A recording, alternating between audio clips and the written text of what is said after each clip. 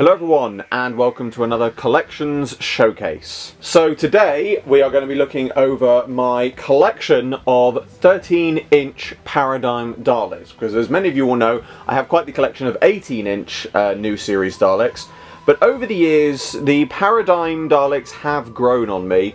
And I originally started by getting just the drone of the 13-inch remote control versions. I have done a review of that as part of my What I Think series, if you want to go and check out the functions on these, because I'm not going to do those in this video. This is just purely a collections piece. So originally I got the drone, and then after I got the drone I thought, well, do I want to sort of get one of each, you know, so I've got them all, you know, one of each of the collection.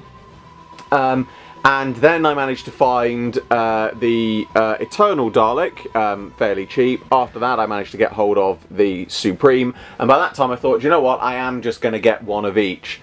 You know, so after that I managed to find the surprisingly most elusive of them all. The blue Strategist Dalek is actually the more difficult to find of these, and that got me all of the official releases, which is as you see here. Obviously some of them, the Blue Strategist and the Eternal, were exclusive ones only available through certain stores. Obviously long since stopped selling in stores, so now it's a case of trying to find them online, but I managed to find these four. However, there was a problem, because there was never produced the Orange Scientist, and there are a lot of very convincing custom versions out there, I will say that. But I have researched it a lot, and any versions of the 13-inch Orange Scientist you see are customs. There was never officially released an official one. So, I had to do something, well, I'll show you. Because here it is, my very own Orange Scientist 13-inch Paradigm Custom. So this started off life as a standard red drone, but I'm going to put some pictures up on screen so I can show you now what I did. So first of all, I had to mask off all of the grey bits as I could, which obviously took time, but it meant, you know, once I'd masked those off I could just very simply spray paint it up. I got some just standard orange, I think it was just orange high coat spray paint, sprayed it up orange. Then, obviously, took all of the masking bits off, and it is as you see it here. It literally was that simple. It really wasn't that difficult to do. It was the most time-consuming part was the masking. You know, it really was difficult doing that bit. But as you can see, there's a few small bits here and there which needed tidying up. You know, there's a couple of little bits that I still need to do. But overall, that was literally it. It was just a case of masking things off. It was really, really simple to do. And I'm really pleased with how it's come out, because I have to say, I don't want to blow my own trumpet, but this really does look on the verge of being official. You know, it's come out so much better than I expected. But I was curious as to why we never got an official version. So I did a bit of digging, a bit of asking around, and I managed to find out that whilst an official version never happened, it was indeed planned. And from what I've managed to gather, it was planned to be an exclusive through an undisclosed retailer. I do not know who was going to take it on, but it was going to be produced as an exclusive, similar to the Eternal and the Strategist Dalek, the yellow and the blue, but for whatever reason it never happened, and so that's why we never got it. So it was going to be made. We were close to getting it, but we never did, so obviously I had to make this version as well. So I made this version, but then I started considering saying, well, how much more of this do I want? Because obviously now I've got all of the you know, all of the standard Victory of the Daleks versions. I thought, do I want to do metallic ones? And in the end I have decided no. Now, I'm not saying I'm not going to do them in future. There's still a good possibility I might do them, but I don't have any plans to make them. And I don't have any plans to do the green version, which was in the Dalek That Time Forgot, because that was a non-canon Dalek that was made. It's an interesting idea, but I have been asked over the years if I'm ever planning to make it. And it's just not one that really ever interests me. Not because it's a good Dalek, but just because it's not an official version. It's not one that I sort of want in the lineup. So for now, these 5 colour versions, you know, with the different colours, I'm very pleased with. But that still left out the Underhenge Dalek. And I didn't plan to do it. But then I managed to find another spare red drone Dalek.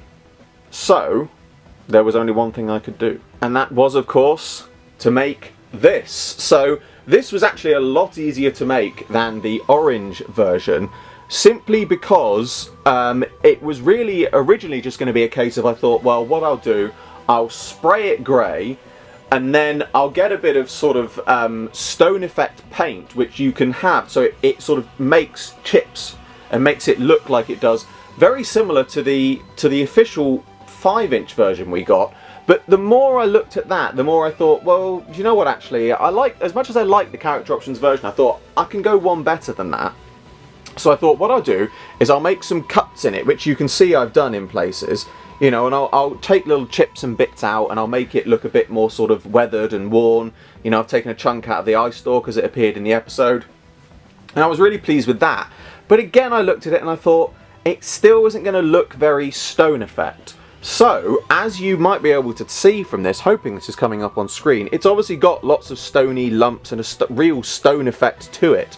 And the way I did that, more pictures up on screen now, is basically made a mix of coarse sand and PVA glue, and just got handfuls of it and chucked it at the Dalek, scraped off some bits where it had sort of gathered in around the edges and places like that, but still leaving on some of the bigger chunks, let that dry.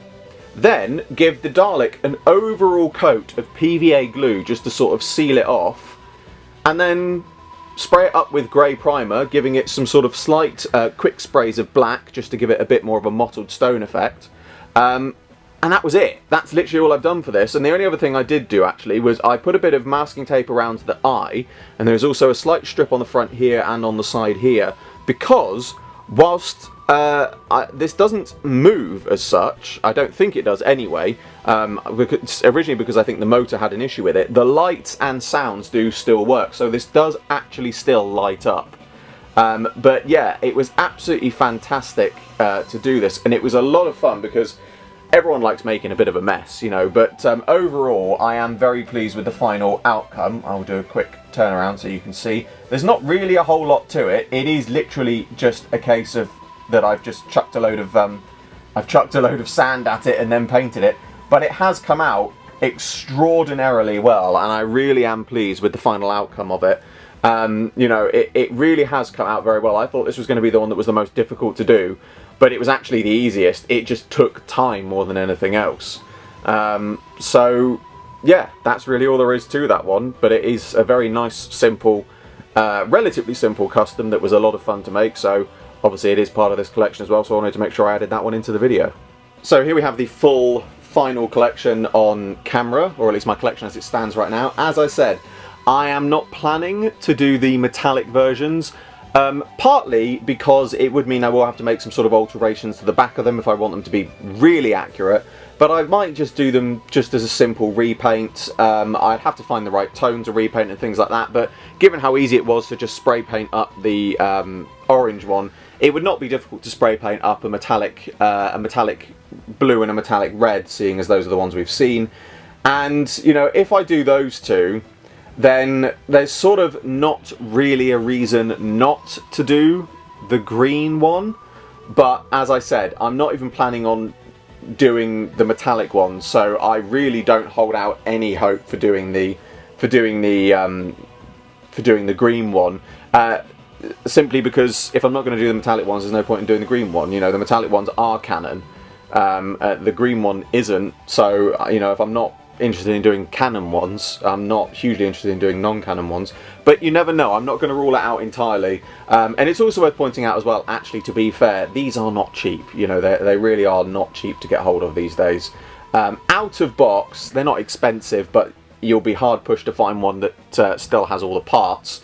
But just generally, you know, it's easy to find them in box, but they are quite expensive. So we'll see. As I said, I'm not ruling anything out, but I am not definitely confirming I'm going to make any more of these. But for now, that brings to a close another collections showcase. As always, I hope you all enjoyed this video. Like, favorite, subscribe, share, it really helps me out a lot. Make sure to look at the description below for a link to my Patreon. I'm doing my very first figure animation and you can get involved. There's exclusive content and rewards for those who do so, and funding my Patreon in any way gets your name at the end of my videos. I salute you all, and I will see you with another video very soon.